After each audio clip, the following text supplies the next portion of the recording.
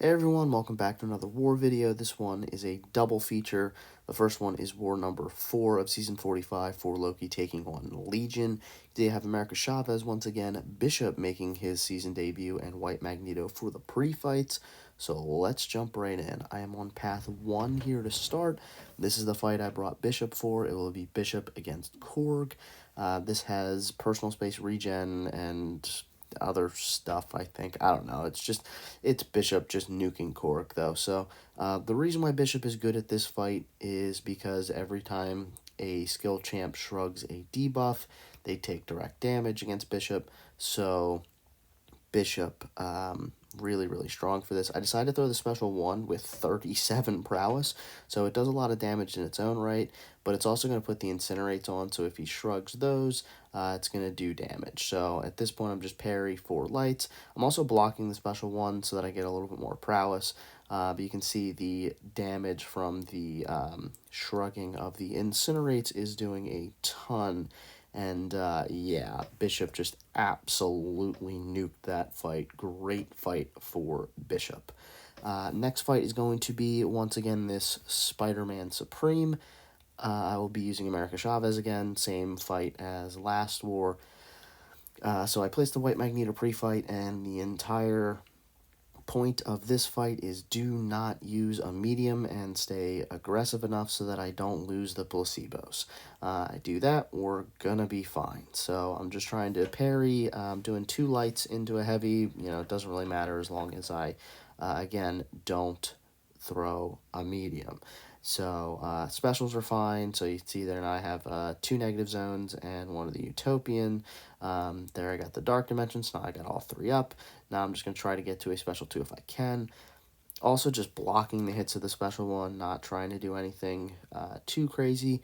Gonna again full heavy here to get another negative zone up. But blocking the hits also helps keep the placebos on, so that's good there. I thought, oh no, I heavied into the striker and then do 2 hits into the special 2 so I get a little bit of regen, maybe save a potion there, but Chavez able to get through that pretty clean. So next fight is going to again be Chavez, so I'm on path 8 here in section 2, and this is going to be Chavez against Galan. This node has the more buffs you have, the higher your attack. Galan can get a whole bunch of buffs, so that's fun. The big thing with Galan as a defender is you really got to time your specials to get rid of his planetary mass.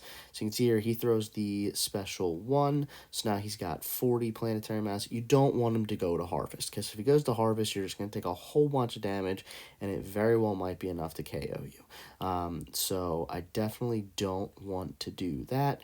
So here I'm again going to throw a special that gets him all the way back down to 0, but I do push him to special 2. So special 2, he gets 8 intensifies. So you can see that with the 8 intensifies, the 4 furies, the physical resist, he's got a whole bunch of damage here. Based on the node, I think is plus 50% per buff.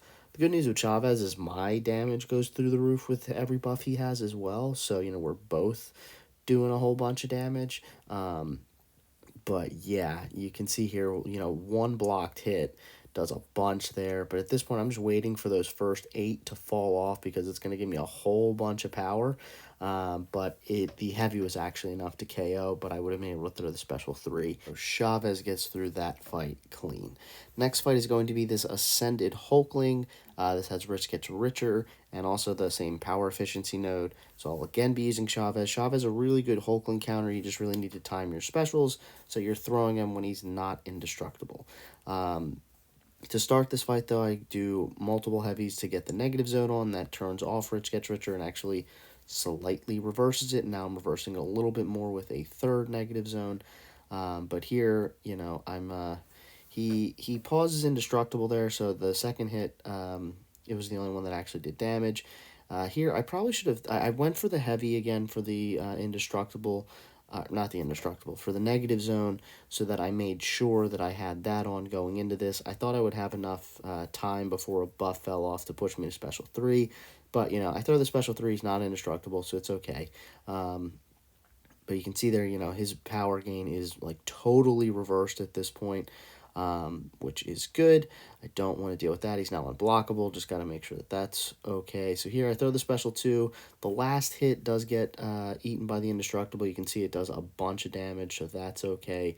And the striker is actually enough to KO here. So Chavez, very strong Hulkling counter. So that does it for that war. Moving on to war number 5. This is against TCN. You can see I have Apoc, again Chavez, and Ant-Man. So all 3 of these guys are going to get some action. So I'm on path 7 here to start this one. I'll be using Apoc for this Korg. It's not a ramped Apoc, but the node Apoc completely turns it off. So, don't want to use Bishop for this one because he gets a damage reflect every single time he would shrug something, so Apoc turns off shrugs, so we're good. So normally with Apoc, I, power start 1, special 2, spam that, but with only 1 prowess, I'm just going to do some special 1s. If I can get both of them on and keep the debuffs on, I'll get then I'll go up to special 2, but you can see there I actually messed up his special 2, so I get clipped and I bleed down a little bit, so that's fun. Hey, I get bleed immunity though, so that's something. There I just didn't think that I parried, and there I get hit by the special 1. So really, really strong start here. It's a good thing Apoc has a very high health pool.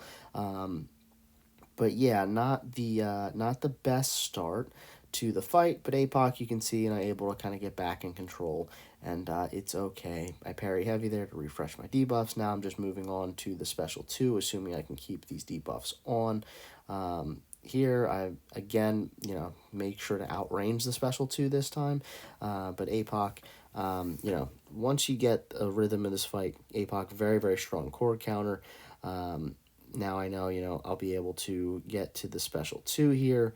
I don't know why I backed. Oh, I backed off the heavy, so that I made sure to refresh just in case it didn't KO, but it did, so not really anything to worry about there at the end. Next fight is going to be this Dragon Man. We'll be using Ant-Man for Dragon Man. Dragon, I've taken him here a few times on this node. This is a node where if you knock him down, he gets an armor break. But with Ant-Man, because he is global, the more debuffs means that he ignores the degen, as you can see, that Dragon Man puts on when he gets an armor break on.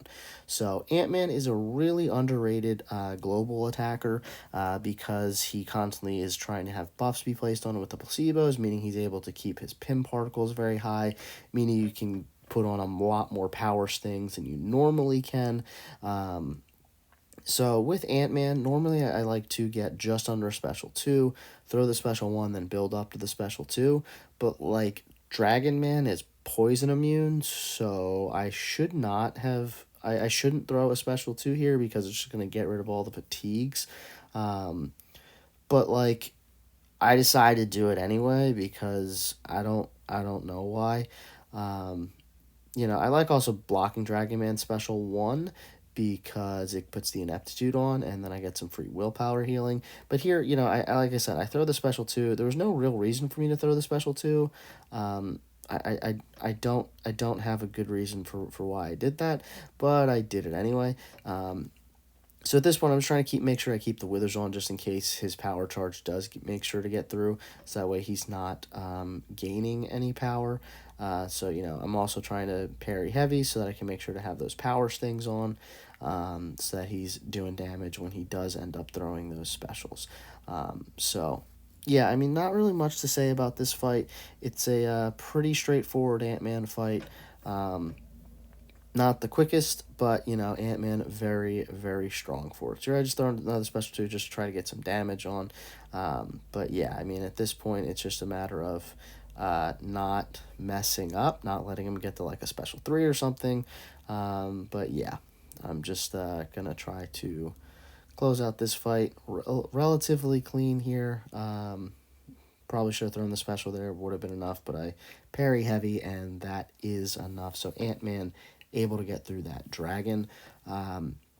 I'm again on path 8. This is also why I picked Ant-Man for the Dragon Man, because Ant-Man is buff immune, so I can just play Spider-Man 2099, or not Spider-Man 2099, Spider-Man Supreme normally. So I can just, I can medium and do all of that. I could have used another global attacker, such as like Sandman or someone like that, who's also very good for these fights. But with Sandman, I wouldn't be able to throw mediums against Spider-Man Supreme. So with Ant-Man, he just, takes a lot of the thinking out of it. So here's, again, like I said, in the Dragon Man fight, I like to get right underneath a special 2, throw the special 1. And then once I do that, build back up to the special 2. Here, I'm going to just block the special 2, especially with the glancing on. You can see normally Spider-Man Supreme special 2 does pretty good damage, but I guess Ant-Man with the glancing, it did not really do much. But then I throw the special 2. It's got 7 poisons, and yeah, you can see that does a bunch of damage, and that's going to be enough right there to just get rid of Spider-Man. So Ant-Man, really, really strong option for that fight. But that'll do it for Ant-Man. We are now moving on to Chavez. So this is going to be Chavez against this 7-star rank 2 Gorr, again on Rich Gets Richer. So same idea as Hulkling, it's just Chavez. I'm sorry, Gorr, he puts those damaging debuffs on you. So I definitely want to make sure that I have the negative zones on, because I'll never be able to outbuff him. And then there you can see I had an indestructible boost on. I was way slow into that heavy, so that's cool. You can see, he has a whole bunch of buffs, so I'm doing a bunch of damage on like every single hit, but the damaging debuffs are really starting to stack up. And at this point, I'm just kind of in YOLO mode. I could do a big special 2, so that does a bunch of damage. Here, I thought that I was going to get to a special 2. I didn't. I pushed him to special 1. I am frantically tapping the special button, and thankfully, I'm able to hit the button before he does, so Chavez gets through that fight, but it got real interesting. If that was a special 2 instead of that special 1, I'm pretty sure it KOs. But throwing the special 1 made it interesting. Thankfully, I was able to get enough power to get back to the special 2, and I was able to throw it. But whew, yeah, that was fun. Next fight here is the last fight you can see there. This is the Zemo fight that I've taken quite a few times. I still have the indestructible boost on, and I decided to use one of the hits by running into a heavy, so that's cool. But yeah, this fight, there's not really much else to say about this fight. I've done it a bunch. The biggest thing with this fight is just making sure trying to get a Zemo that's not super stingy with the special ones. Yeah, if he throws his special ones, this is a pretty easy fight. If he doesn't throw his special ones, then it can get really annoying, and you kind of have to use the negative zone power snack interaction to your advantage. I don't want to deal with the special 2s, especially if he's thrown a bunch of special ones. Because the more special 1s he throws, the more disorients he throws, and then the special 2, even if I block it, will do a bunch of damage, and I have to make sure to dodge the last hit, or I'm rooted. It's just a bunch of stuff I don't want to deal with. So I'm just trying to get him to throw these special ones, and he just really does not want to. I'm down to 1 negative zone. Thankfully here he throws another special one, and I'm able to get another negative zone on, but my first one's about to fall off. So again, this is just it's been a real annoying fight so far, honestly, with this Zemo, is he just does not want to play along. But here, I just decided to just go for the damage. Now I do the Utopian into the special 2 for the extra damage. You can see it does a good amount. And then I do 2 into the Striker, and then 3 to get the negative zone again. So, I'm back up to, I now have all 3 zones up. And at this point, I am just trying to get my in so that I can throw my special 2. Thankfully, he throws his special 1. I do 1 hit into the special 2. I don't care about the power sting, and Chavez gets it done. So 9 fights over those 2 wars gets me to 24 on the season. Still the 1 death and now a streak of 9. Of the 2 wars, we lost to Legion, but we beat TCN, so we are now 2-3 on the season. We are in 29th place overall, which is Platinum 1. We had a nice little 3-game losing streak that we got snapped by beating TCN, so hopefully we can string a couple wins together and get back up to Masters. It was a big win to get that one over TCN to kind of stop the bleeding a little bit. But yeah, I mean, hopefully we can, like I said, get a couple more wins, get up to Masters, and finish this season strong. But that will do it for this one. Thank you for watching. Hope you enjoyed it, and I will see everyone soon.